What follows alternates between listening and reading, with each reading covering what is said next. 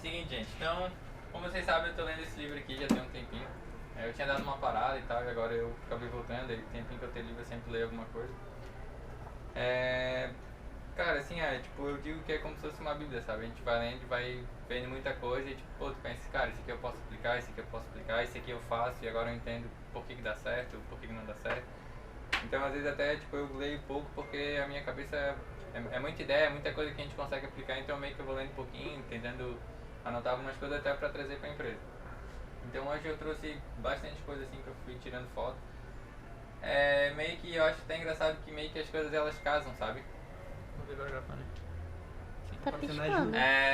Elas casam, então, tipo, às vezes tu vê que tá acontecendo uma coisa na empresa, dá 2 dias tu lê uma coisa que realmente bate com aquilo que a gente tá passando e que a gente vai conseguir usar pra resolver, tá? Então, essa aqui eu vou ler pra vocês uma carta, só pra vocês entenderem. Esse Rei Dalio, ele é um americano, ele tem uma empresa de investimento, a empresa dele tem mais de 40 anos e ela já foi uma das 5 empresas mais importantes dos Estados Unidos. Então é uma empresa que tem mais de 1000 funcionários, é uma empresa bem grande, tá? Então ele pegou todos os ensinamentos que ele tem da vida pessoal, da vida profissional e colocou no livro. Então meio que ele dá o ensinamento, explica o porquê e coloca isso. Ele vai explicando e vai colocando isso no dia a dia, tá? Então essa aqui é uma carta que ele escreveu para a empresa dele em 1996. Eu vou trocar o nome da empresa dele, que é Bridgewater, por Adoleta. Porque assim, é como quando eu fui lendo as coisas, são praticamente tudo aquilo que eu acredito. É como se eu tivesse escrito a carta, só que claro, as palavras dele são bem detalhadas, né? Mas eu vou ler pra vocês e vou explicando e vocês vão vendo se vocês concordam ou não, tá? Mas vamos colocar. Por exemplo, a adoleta não tem nada a ver com pessoas se arrastando a passos moderados. Tem a ver com trabalhar loucamente para atingir um padrão altíssimo. E então obter a satisfação que acompanha esse tipo de super conquista. Então isso aqui eu sempre falei pra vocês desde o começo. Tipo, às vezes, quando a pessoa vem fazer entrevista com a gente, vê muitas vezes, vou achar um emprego numa loja de bairro, que era pra ser um negócio tranquilo. E eu tenho bem na minha cabeça que aqui não tem nada de tranquilo. Oi. Tá, eu vou pedir. Ô Jack, manda mensagem pro Natan passar ali, por favor. Vou passar o picadão. Ainda bem que eu demoro. Vê com ele onde é que ele tá. Ele já tá a caminho, parece que ele já tá chegando. Tá.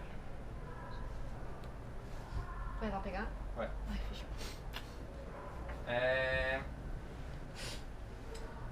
Então aqui ele fala um pouco dessa parte da gente querer alguma coisa diferente. Então eu sempre falo isso pra vocês. Em 7 anos a gente compete hoje com empresas de 20, 30 anos.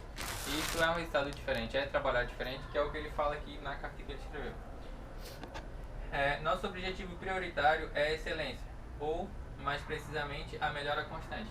Isso é uma coisa que eu falo pra vocês direto também. Então, assim, a forma com que a gente trabalha hoje não vai ser a forma com que a gente vai trabalhar amanhã. A gente tem que estar sempre se aperfeiçoando. Então, quando eu identifico o meu erro, isso não é uma coisa ruim pra mim, é bom. Então, por quê? Porque eu vou estar sempre procurando melhorar. Então, como eu trabalho hoje, não é como eu vou trabalhar amanhã. Isso é uma melhora constante, tá? A parte da excelência é aquilo que eu falo pra vocês. Hoje, eu sei que a nossa empresa, ela presta um serviço acima do padrão. Tipo, a gente vê muito isso na parte de compras. Tu manda mensagem pro vendedor, ele não responde. Tu compra um negócio, eles mandam outro. Eles combinam na terça-feira e entregam na quinta. Isso porque tu manda mensagem cobrando, o que não é o nosso caso. Eu até tive essa conversa com o Luan na sexta-feira. Se a gente fizer o arroz com feijão, a gente já está na frente de muita empresa. Então, e a gente fazendo mais, por exemplo, personalizado é uma que eu citei para vocês como exemplo.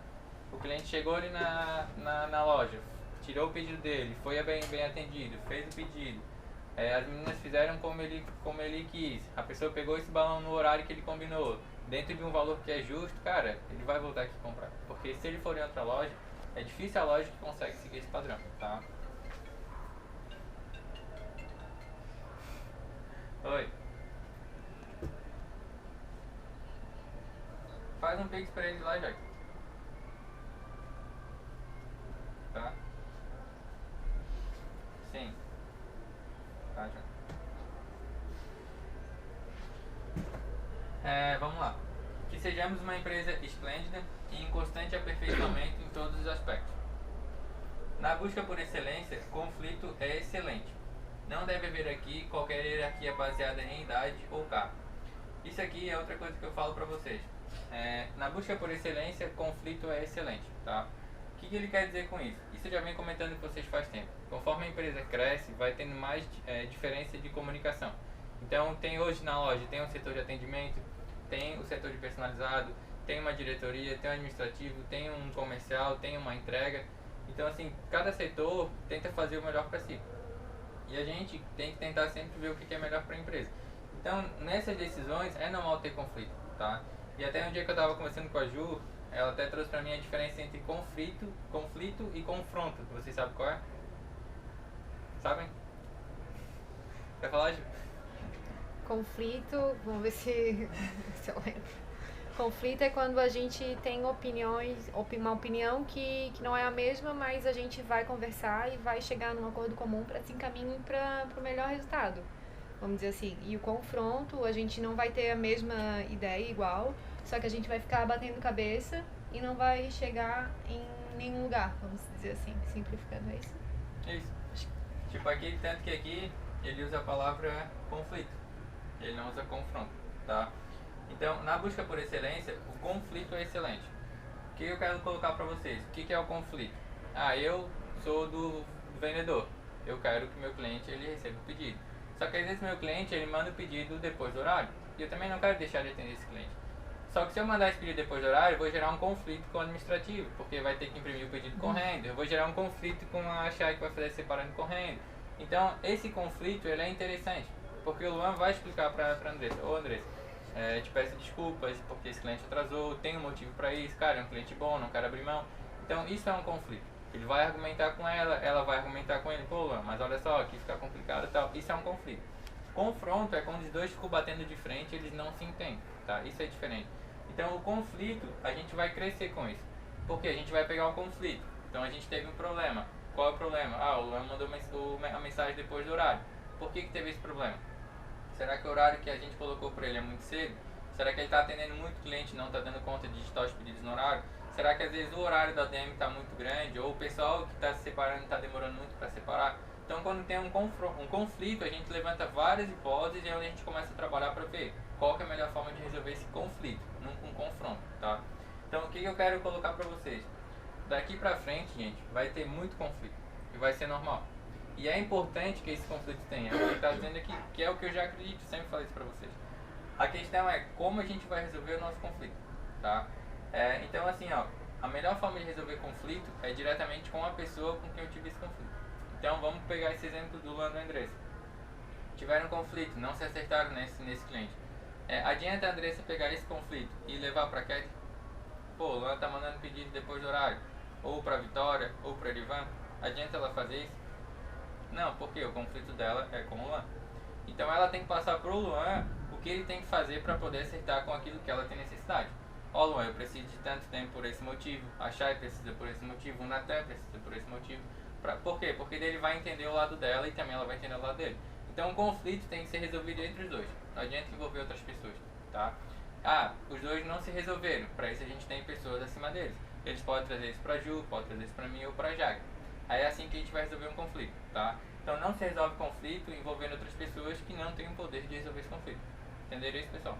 Tranquilo?